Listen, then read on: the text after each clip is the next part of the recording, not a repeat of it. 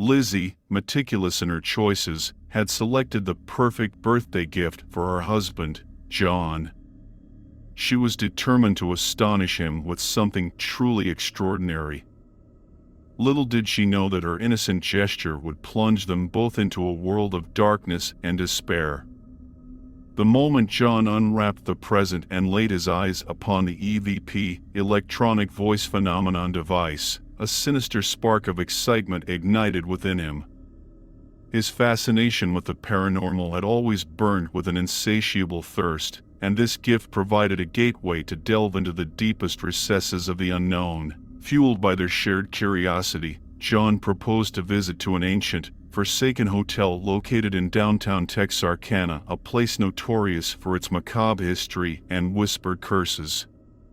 But the night they chose to explore the abandoned hotel was no ordinary night. It was a night when the veil between the living and the dead was at its thinnest, when the forces of darkness converged with an ominous energy. The celestial event that awaited them was a sinister union, a thunderstorm colliding with a blood-red lunar eclipse. The once majestic structure now stood as a decrepit monument, its decaying facade an omen of the horrors that lay within. As they approached the dilapidated hotel, the sky grew increasingly foreboding. Dark clouds gathered overhead, blotting out the moon and casting an impenetrable darkness. A haunting silence enveloped them, broken only by distant whispers that seemed to emanate from the very walls. Lizzie's heart raced with a mixture of fear and anticipation, as if some unseen force beckoned them deeper into the abyss. Beneath the obscured moonlight, Lizzie and John stepped into the desolate hotel, their footsteps swallowed by the oppressive silence. The air hung heavy with a suffocating malevolence, as if the spirits of the damned lingered in every corner, yearning to ensnare unsuspecting souls. Unearthly gusts of wind wailed through the cracked windows, carrying with them a scent of decay and despair, a chilling symphony of doom. John, armed with the EVP device, embarked on his reckless quest to capture the echoes of the tormented souls that roamed the desecrated halls. Each room they entered became a chamber of horrors, the echoes of suffering reverberating in their bones. Shadows writhed along the walls, manifesting as grotesque specters hungry for the living. Dreadful whispers slithered through the stale air, taunting and tormenting their minds.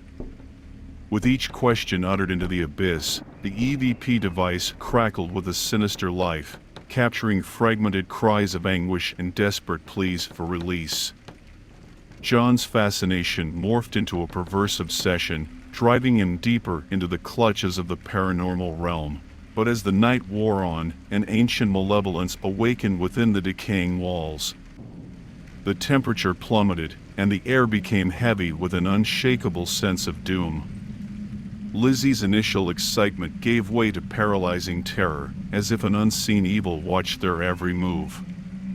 The voices captured by the EVP device grew distorted beyond comprehension, their messages transforming into a cacophony of madness and malice. Lizzie and John's steps faltered as they stumbled upon a concealed room, its threshold pulsating with a malefic energy. The flickering beams of their flashlights revealed a scene of unspeakable horror, an altar adorned with decaying bones and charred remnants of forbidden rituals. An unholy sigil marked the floor, its twisted symbols pulsating with a sickly glow. Clutching the EVP device tightly, Lizzie and John activated it, desperately hoping to communicate with whatever lurked in the Stygian darkness. The air thickened with a palpable malevolence as the EVP emitted a discordant symphony of static, punctuated by chilling whispers of deranged spirits. But instead of answers, the voices grew more twisted, melding into a dissonant chorus of torment and madness. Rainwater seeped through the gaping holes in the roof, mingling with the foul stench of sacrificial incense. A bone-chilling shiver coursed through Lizzie's veins, accompanied by an icy breath that whispered wicked promises into her ear. Gripping her flashlight tighter, she tried to ward off the encroaching terror. Yet, as they ventured deeper into the hotel's forgotten corridors, Lizzie's mind was plagued by visions of unspeakable horror. Shadows writhed and contorted, manifesting grotesque phantoms that whispered profanities and dark prophecies. And then, a searing pain tore through Lizzie's flesh, leaving behind a seared mark, a twisted symbol of damnation that marred her very soul. Fear gripped them as they realized they had awakened an ancient evil that hungered for their suffering. Suddenly, John's gaze fixated on a figure emerging from the shadows. It stood before them, a twisted visage of anguish and malevolence. The air grew heavy with its presence, suffocating Lizzie's every breath. The figure's voice, a tortured rasp, reverberated through the room, weaving a tapestry of nightmares that threatened to consume their sanity. In that moment, Lizzie understood they had trespassed into a realm of unrelenting darkness, and their only hope was to flee. Without hesitation, Lizzie and John made a desperate decision. They turned on their heels and sprinted as if their lives depended on it. The sound of blood-curdling screams echoed behind them, each shriek sending icy tendrils of terror down their spines. The hotel's corridors, once grand and majestic, now morphed into a twisted labyrinth of nightmares. Each turn threatened to entrap them further in the clutches of the abyss. At long last, they reached a staircase leading to the upper floors, their only path to salvation. With each step, the air grew colder, and the weight of the supernatural realm pressed upon them like a suffocating vice. Lizzie's flickering flashlight offered mere glimpses of the encroaching darkness, threatening to swallow them whole. Summoning every ounce of determination, Lizzie and John ascended the staircase, driven by a flicker of hope, a faint moonlight filtering through a cracked window. It beckoned them, promising freedom beyond the crumbling walls of the haunted hotel. Their bodies screamed in agony, their breath ragged, but they pushed themselves to the limit. With one final surge of adrenaline, they reached the window and flung themselves through the shattered glass, crashing onto the sodden ground outside.